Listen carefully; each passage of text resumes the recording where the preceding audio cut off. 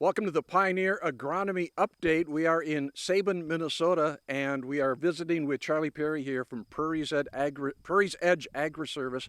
Charlie, beautiful day. Got a nice looking bean field with us. We'll talk about that in a bit, but can you give us an idea what the crop is looking like in the Sabin, Minnesota area? Well, the wheat yields I'm hearing Monday from harvesting going on over the weekend, as you kind of go south of Fargo, west of the interstate, have actually been really good. A lot of people are pretty puzzled about where that may or may not have come from. Maybe the smoke's been our friend a little bit, keeping the drought at bay.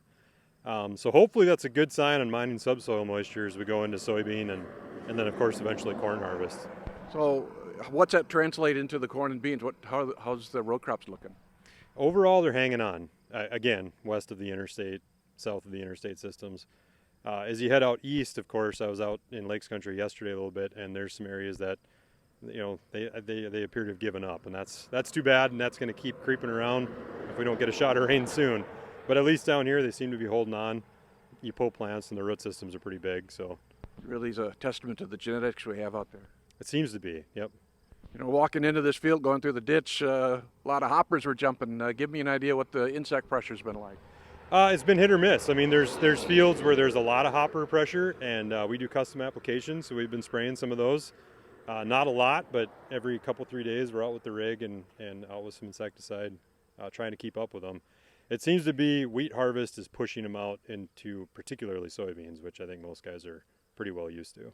So, when should they be looking at spraying as far as grasshopper pressure? So there are some good insecticides with good residual, but I've come to understand this hot, this dry, this sunny, those break down really fast. So honestly, we've just been kind of going with the well-known, tried and true, lower-end products. So, as we take a look at this field, you've got a beautiful crop of soybeans here. Give me an idea what you've got in this particular plot. It's one of the enlist plots? Correct. Yeah. So the enlist genetics are relatively new, and over here on the one, or right behind me, sorry, is a product we've moved quite a bit of volume of, and guys are somewhat familiar with this 0656.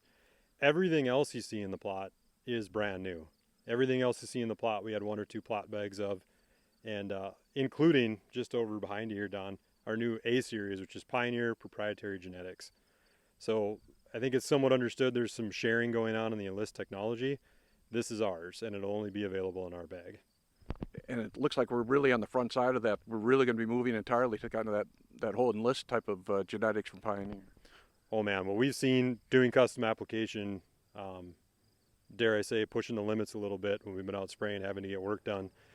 That product works as advertised, and so we've had some neighboring non-enlist products, we'll call it, that haven't operated as advertised. So I would say with the weed control we experienced this year, especially we were able to get our hands on some Liberty and combine it with 2,4-D, that's gone really, really well. I'd look forward to doing more of that next year. You got a lot of new stuff then we're talking about. How excited are you when you take a look at these varieties? Really excited. I mean, the big thing a couple of years ago with the first enlist lineup was shortage of maturity and options. Last year we overcame that a little bit as far as options, but then the options either didn't have IDC or they didn't have white mold or what have you. Now as you kind of look down the lineup, we can focus on maturity and what's your key, I guess, issue. So if folks want to get out and take a look at some of these, it looks like we're starting to pod. Things are making good shape in these fields. Can they come out and visit with you? Yeah, absolutely. We got a couple of these plots out in the area. This is the first one we've signed so far. Get the other one signed right over by our office, and would definitely like to get some people out looking at them. Tell me a little bit more about your agency. This is our 10-year anniversary, actually this month here, and we've been doing custom application. This is our 6th summer. Other than that, we've kind of gone through the whole growing, building out Pioneer's corn lineup. It's come a long ways from a few years back. And then you look at this enlist lineup. It's been kind of fun to go from Roundup to Liberty to Dicamba and now enlist. But I would say at this point, enlist is probably what we're settling on. It's nice to see that growth you've had over those 10 years and really what's happening here with Pioneer. We sure encourage guys as we get into fall. We're probably going to have to make decisions pretty early, I would think, just the way things have shaped up this year. In corn seed supply is going to be pretty good, I think. I don't think we have a lot of concerns. Of course, you always want to focus on your favorites. With the enlist story, on the other hand, I mean, we're not going to have a lot of the A series. You're going to want to get on that early. And then same with the other new varieties.